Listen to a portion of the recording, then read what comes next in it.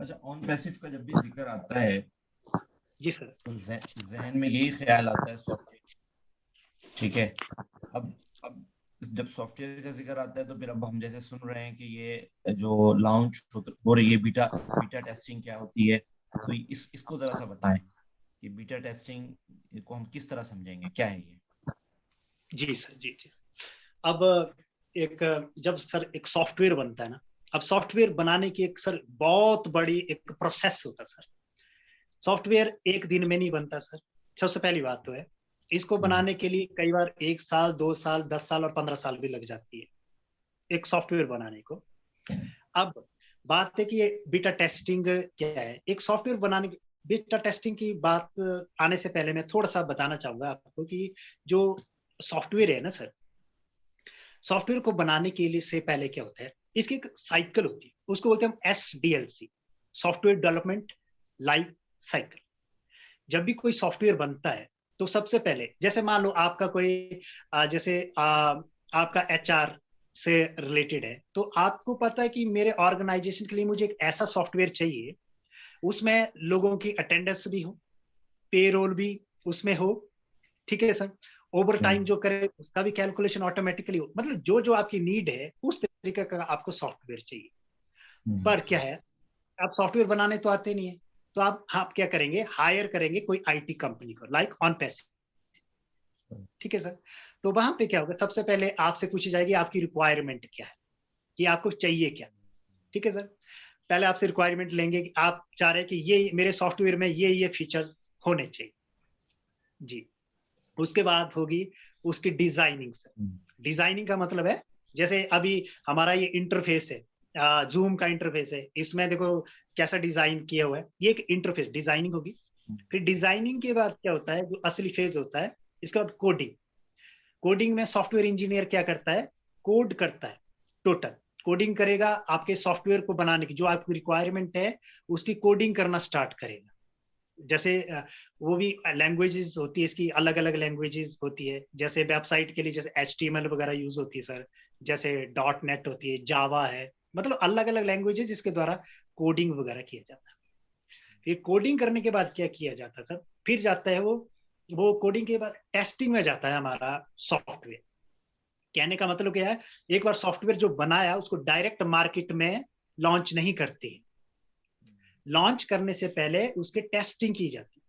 तो पहला फेज क्या होता है, अब लोग कहते हैं ना कि ऑन पैसिव बहुत डिले कर रहा है, लेकिन मैं अपनी पर्सनल बात अगर मैं कहूं तो ऑन पैसिव में जो आज तक जो काम किया ना सर, वो कम से कम 8 साल का काम है, जो उन्होंने अब भी 3 साल में किया हुआ है। मैं तो बोल रहा हूँ कि वो 5 साल आगे चले हुए ऑलरेडी सर। ये मैं इसलिए समझ रहा हूँ कि मैं खुद कोडिंग करता हूँ, एक कोड के लिए सर बहुत टाइम लगता है, बहुत ज्यादा। तो टेस्टिंग फेज में क्या होता है सर, एक पहली टेस्टिंग होती है, जैसे मैं हूँ कंपनी, एक ऑर्गेनाइजेशन, एक कंपनी है जो मैं सॉफ्टवेयर बना रहा हूँ, तो पहले मैं कोडिंग को टेस्ट करूंगा अपने लेवल पे कि उसमें कोई एरर तो नहीं आ रहा है। ठीक है सर। अगर उसमें कोई एरर आ रहा है तो मैं अपने लेवल पे उसको ठीक करूंगा। तो इस जो ये होती है जैसे एक डिपार्टमेंट, जैसे IT कंपनी जो अपने भी यहाँ पे टेस्टिंग करता है, जब वो कंप्लीट होता है, उसने जब देखा उसने उसके पास एरर नहीं आया है, फिर भी क्या होता है, वो डायरेक्ट फिर भी मार्केट में लॉन्च नहीं करता प्रोडक्ट सर।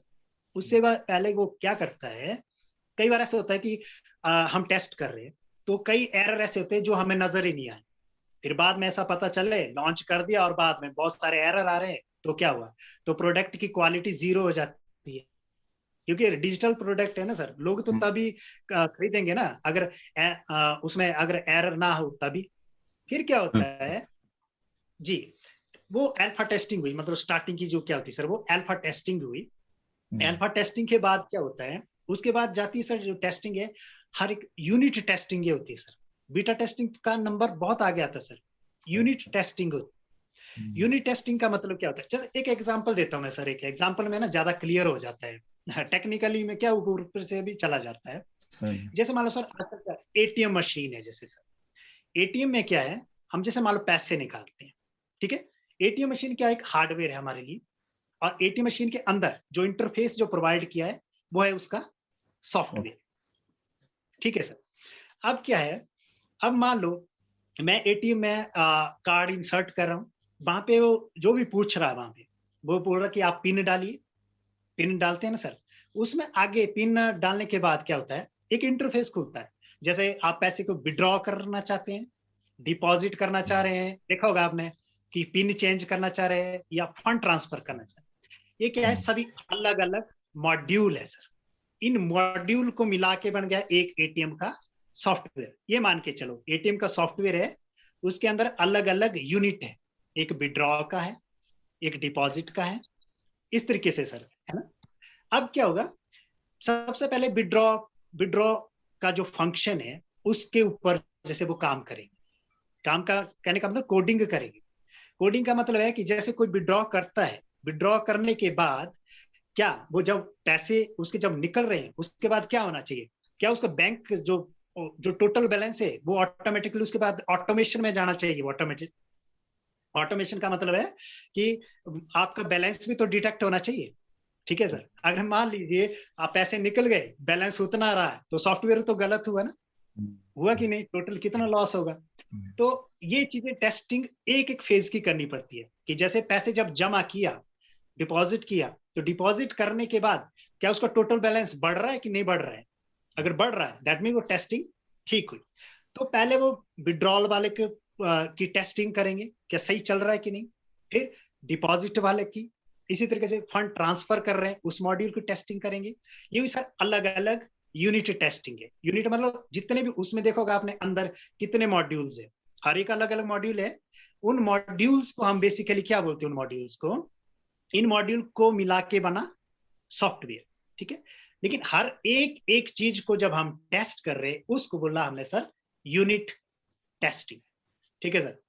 जब अब इन पार्ट्स को, क्योंकि जो सॉफ्टवेयर है उसके अंदर देखना आपने कितनी फंक्शनैलिटी होती है, कितने इसके फीचर्स होते हैं। जब यूनिट टेस्टिंग एक एक वर्क कर रही है, ठीक, अब क्या होता है सर, अब उन यूनिट टेस्टिंग अलग अलग जो है, अब उनको कंबाइन किया जाता है। मतलब एक सॉफ्टवेयर में अब उनको इंटरफेस जो फ्रंट एंड और बैक एंड होता है ना, फ्रंट एंड अब जो सामने दिया जाएगा, अब उसमें उसको इंटीग्रेट किया जाएगा, उन सब मॉड्यूल्स को। इंटीग्रेट का मतलब हुआ कि अब आपको एक ही पेज के ऊपर, कहने का मतलब ऐसा सोचिए आप, जैसे हमें स्क्रीन के ऊपर जब दिखते हैं वो सारे फंक्शन, अब हमें नहीं पता है, अब एटीएम को नहीं पता कि अब सामने वाला कौन से फंक्शन को क्लिक करेगा एट ए टाइम, तो एक पे क्लिक करके या इधर विड्रॉ पे या डिपॉजिट पे, इस तरीके से ही होगा ना सर, है ना। तो जब इंटीग्रेट किया, तो इंटीग्रेट करने के बाद क्या कोई कोडिंग में कोई दिक्कत तो नहीं रही। फिर क्या होगा, अब इस इंटीग्रेशन के बाद फिर से टेस्टिंग होगी एक एक फेजेस पे सर, दोबारा से सर।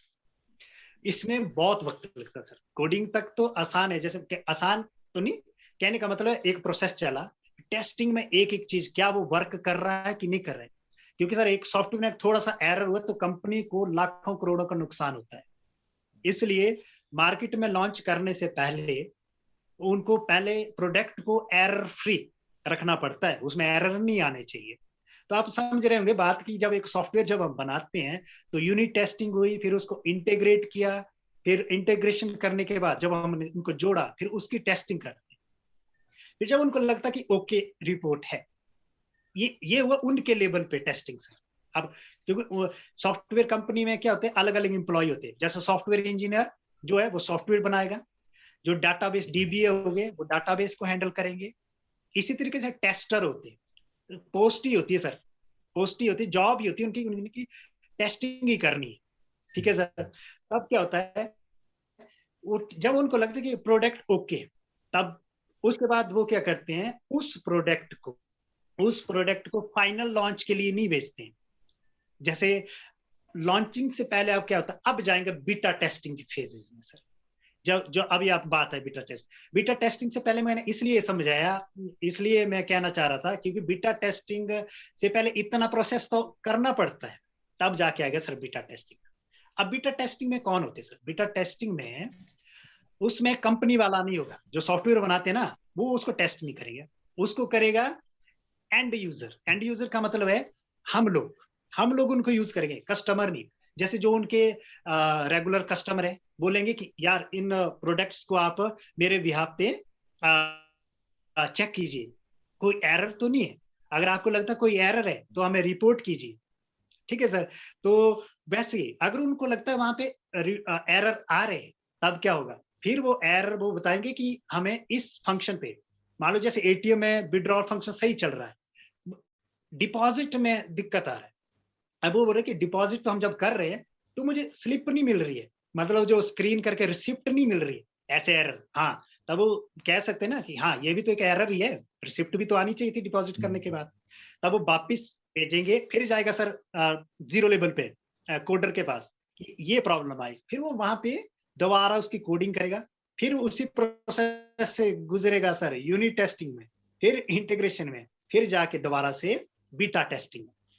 जब बीटा टेस्टिंग में जब पूरा फुल फ्लैज सर जब लगा कि इसमें कोई एरर नहीं आ रहा है, स्मूथली ये चल रहा है, तब इसका मतलब क्या हो सर कि तब कंपनी जैसे को कॉन्फिडेंस आता है कि नहीं, अब हम इसको प्रोडक्ट को फाइनल लॉन्च कर सकते सर। इस प्रोसेस के लिए लगता सर बहुत वक्त।